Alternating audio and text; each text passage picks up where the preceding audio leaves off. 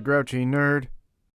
Alright, quiet down, knuckleheads. It's time to take another look at a new hero for Fantasy Flight Games Marvel Champions. This time we're looking at Cyclops. Scott Summers and his brother Alex were orphaned at a young age when on a private plane with their parents, the Summerses were attacked by a scout ship of an alien race called the Shi'ar. Scott's mom threw the boys from the plane with the plane's only parachute, which slowed their fall, but flaming debris caused the parachute to catch fire, and they still fell pretty hard. The resulting head injury left Scott with no memories of these events or his parents, and when his mutant powers manifested, powerful beams of energy emitting from his eyes, it also rendered him unable to control them. He was placed in a boys' home that was secretly a front for Mr. Sinister, a geneticist obsessed with mutant genetics. It was in fact Mr. Sinister who first discovered that ruby quartz would block Scott's eye blasts and had glasses made for him. Mr.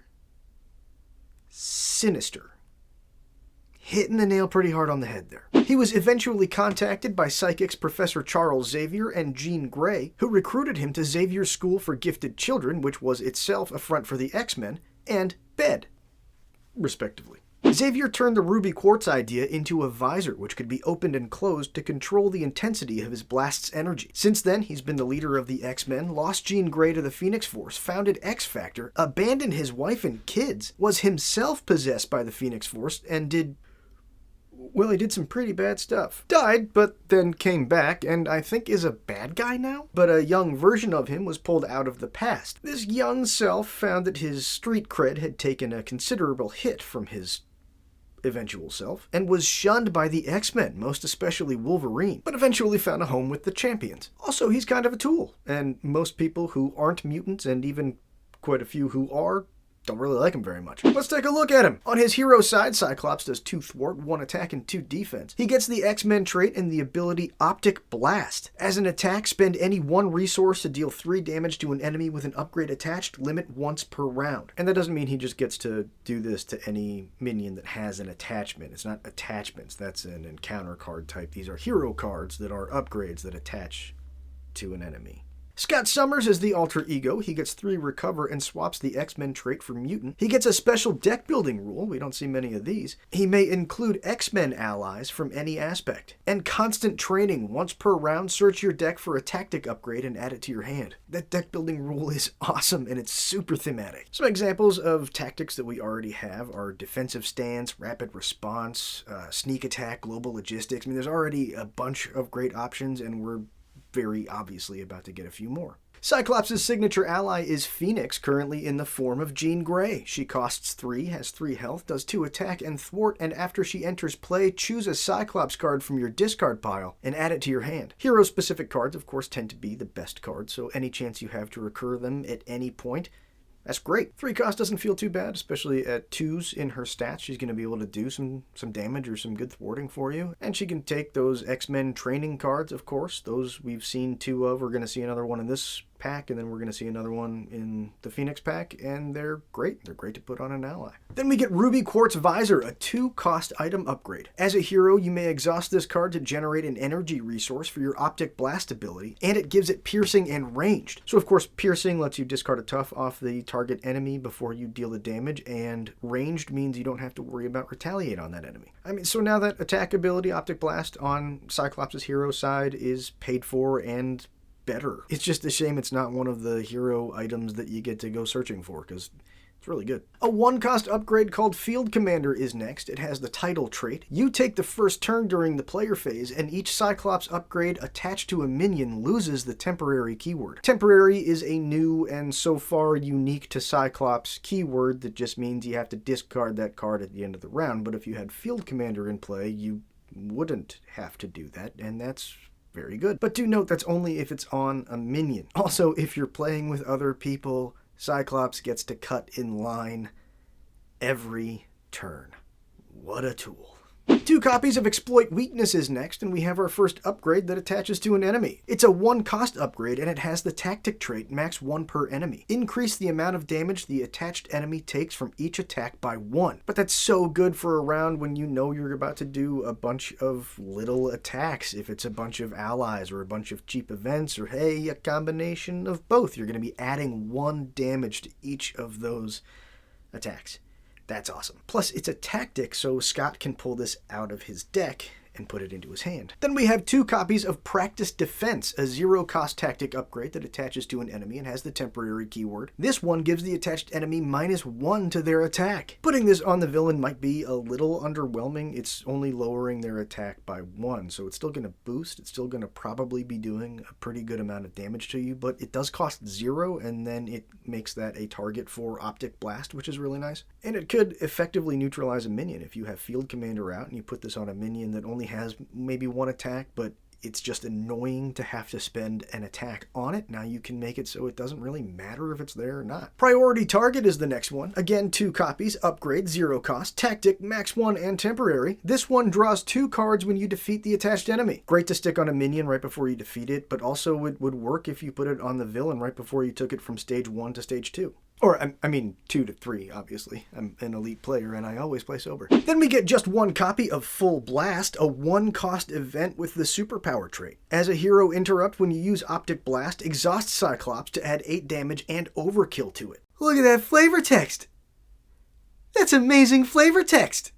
Me and Cyclops! Oh, no, that can't be good for me. So, barring anything else, that's 11 damage plus overkill. If you had Exploit Weakness on the enemy you're attacking, you're going to be doing 12 damage. If you used Ruby Quartz Visor to pay for that Optic Blast, it's also going to be doing Pierce and Ranged. 2 copies of Ricochet Beamer next. It's a 2-cost attack event with a Superpower trait. As a hero action, deal 3 damage to an enemy, then deal 3 damage to an enemy with an upgrade attached. 2 separate attacks. They can be on the same target, but they don't have to be on the same target. You just have to make sure that the second attack is going onto a target that has an upgrade attached to it. And if that upgrade attached to it is Exploit Weakness and it's the same target, then you're doing 8 damage for 2. Next is 3 copies of Tactical Brilliance, a 2-cost thwart event that I think maybe Cyclops named himself. As a hero, remove 3 threat from a scheme. Choose a tactic from your discard pile and add it to your hand. Alright, so Scott Summers can pull tactics out of his deck. Now this card allows Cyclops to pull them back out of his discard pile after he's played them. That's also going to help pay for the cost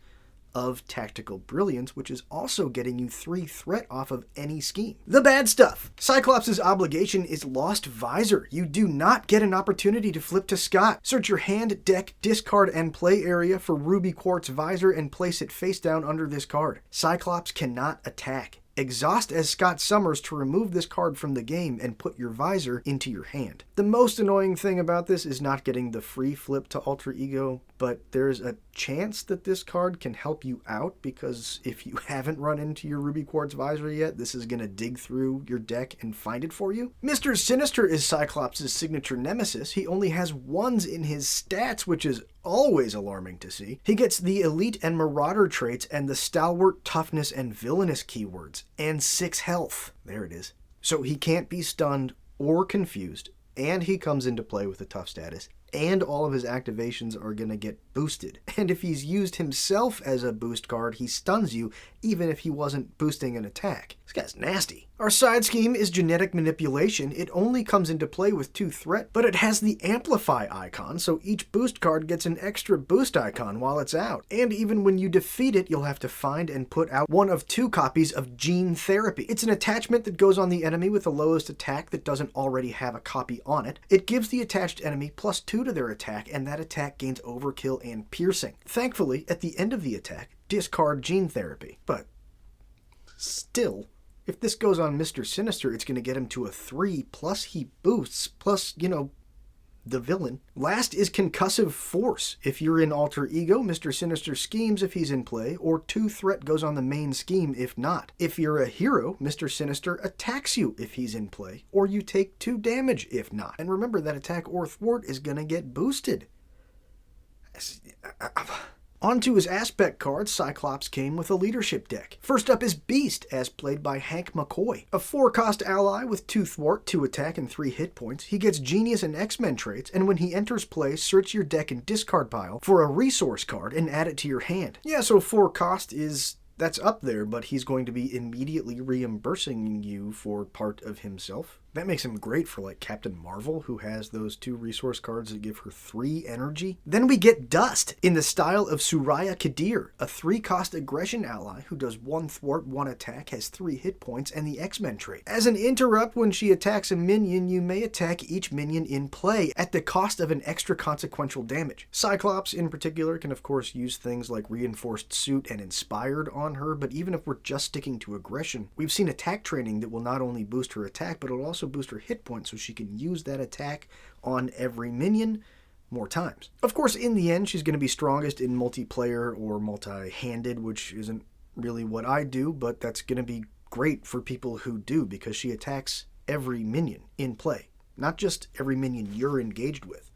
All of them. Then we have Rock Slide, played by Santo Vaccaro. He's a 4-cost protection ally who thwarts for 1 and hits for 3, but at 2 consequential damage, but that's okay because he has 6 hit points. He also has the X-Men trait and Retaliate 1. Again, Cyclops is going to be able to make the most use out of any X-Men ally. He can use Team Strike in aggression with this guy or Teamwork in leadership and not have to worry about that 2 consequential damage. But even as just a protection ally, I mean 6 hit points with Retaliate, he can just sit there and soak a bunch of attacks for you. Then we get Blindfold, or Ruth Aldine to her friends, a 3-cost Justice ally who does 2 thwart, 0 attack, has 2 hit points, and the Psionic and X-Men traits. As a response, when she enters play, look at the top 5 cards of the encounter deck, discard 1 and put the rest back. 3 costs to look at the top 5 encounter cards, get rid of a particularly nasty one, and then know what your next 2 boost cards and 2 encounter cards are going to be. Plus you're still getting a 2 thwart ally. 3 copies of Danger Room Training is the leadership training card. It's a 1-cost upgrade that attaches to an X-Men ally, max 1 training per ally. The attached ally gets +1 each to attack, thwart, and hit points. I like these training cards. I like this training card. There's been one in each color. We're going to see the yellow one in Phoenix next, but they're all really good. I mean, that puts Beast at 3s in his stats with 4 hit points. That's maybe 12 attack or threat for you. Coordinated Attack is a 0-cost upgrade of which we get 3. It's a tactic and it attaches to a minion, max 1 per minion. Each ally takes -1 consequential damage when attacking this minion. So it's like a Cyclops card that anyone can use that doesn't have the temporary keyword. 2 copies of Effective Leadership is next, and there's a max of 2 per deck. It's a resource card, and when you spend it to play an ally, that ally gets +1 to their thwart and attack until the end of the phase. This deck has 6 allies, and I don't think I pulled this card with an ally in hand a single time. Incredible for swarm decks though, when you know you're going to be stuffing as many allies into a deck as you possibly can. This is going to be great. It's also a wild, so anyone who's looking for a particular resource type, great for them too. Our first basic card is one of those allies, Angel, but not the awesome brooding vampire detective. No, this one is Warren Worthington III. He's a 3-cost ally who thwarts for 1 and attacks for 2 and has 3 hit points and has the Aerial and X-Men traits. Reduce the cost to play him if your identity has a mutant or X-Men trait. So 2 cost if you're a mutie. No, it's fine. They're not real. That's honestly a really solid card. I mean, 2 cost for a 2 attack, 3 hit point ally that you can throw a training on and make him do more than that is great. I sure hope nothing bad happens to him. Because Utopia is a unique basic location support we get just 1 copy of. It costs 2 and has the X-Men trait. If each of your allies has the X-Men trait, increase your ally limit by 1. And as a response, after an X-Men ally enters play, you can exhaust Utopia to ready an X-Men character. That's fantastic, even if you never hit that ally limit of 4, being able to ready your hero every time you play an ally. 1 copy of Danger Room, another location support, is next. It also costs 2 and has the X-Men trait. After an X-Men ally enters play, exhaust it to search your deck and discard pile for a training card and attach it to the ally. For free! That's amazing. This is an amazing card. Those training cards are so good, and being able to just find one and throw it on an ally just for free is incredible. Yeah, you gotta find Danger Room and you gotta get it into play, but once you do, you're boosting every ally that comes into play. Game Time is next. We get 3 copies of this 0-cost event. It has the tactic trait, and as a hero, choose an ally with a training attached. Ready that ally and heal a damage from it. This and Danger Room together are just such an incredible package. You put out an ally, you put the training on them, you use this to ready, and heal their consequential damage, and they're basic so any X-Men hero can take them, and should. We get 3 copies of an aggression card. It's called Marked. It's a 0-cost tactic upgrade that attaches to a minion. Attacks against that minion gain overkill. That is brutal and awesome. I mean, we know how great aggression is with overkill. You can basically do anything with it at this point. You can heal, you can thwart, you can draw cards. And of course, with Cyclops, this will make that minion a target for Optic Blast. Befuddle is the Justice 0-cost tactic upgrade that attaches to a minion. As an interrupt, when a character makes a basic attack on the attached minion, it uses its thwart value instead of its attack value. That's actually really awesome. I mean, you think about a character like Professor X or Blindfold, who come in with literally 0 attack but plenty of thwart. If you need to burn down a nasty minion like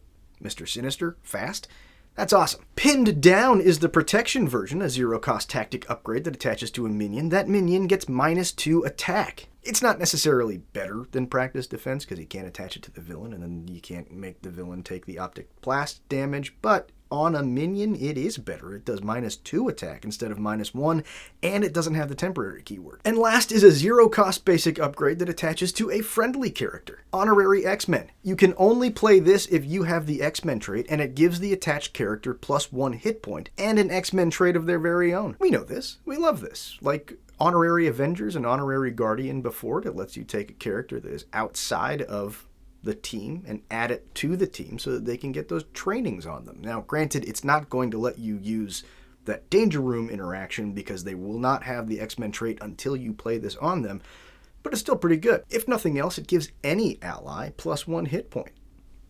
Doesn't say it can't already have the X-Men trait, so you can boost Wolverine even more. This and Danger Room together are just such an incredible package. You put out an ally, you put the training on them, you use this to ready and heal their consequential damage, and they're basic so any X-Men hero can take them, and should. Leadership is the obvious choice for Cyclops, both thematically as the perennial leader of the X-Men and also to take best advantage of that insane deck building rule. To be able to put reinforced suit on Wolverine or use teamwork with, well, Wolverine. I'm really excited to see what other allies this X-Men wave brings. Cyclops' deck building abilities are going to make for some very, very fun decks. And the X-Men wave in general is off to an amazing start. Utopia, Danger Room, the X-Mansion, the X-Jet, all these cards that the Avengers analogs took forever for us to get. Granted, there was a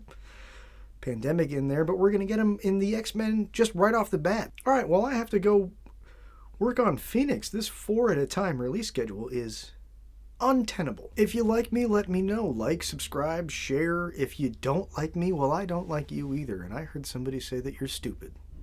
So, get off my lawn.